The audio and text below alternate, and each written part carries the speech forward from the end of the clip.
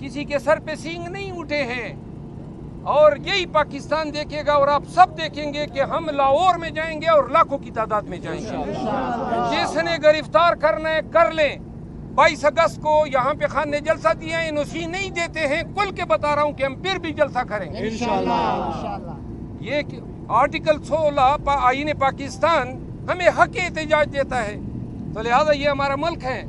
اور اگر کسی نے پہلے NOC کی بات کی ہے یا تصادم سے بچنے کی بات کی ہے، آج میں کل کے اعلان کر رہا ہوں کہ ہم 22 اگست کو جلسہ کریں گے۔ ہم نے پہلے بھی جلسے کیے، جلوس کیے، ریلیاں نکالی، ایک گملہ تک نہیں ٹوٹا۔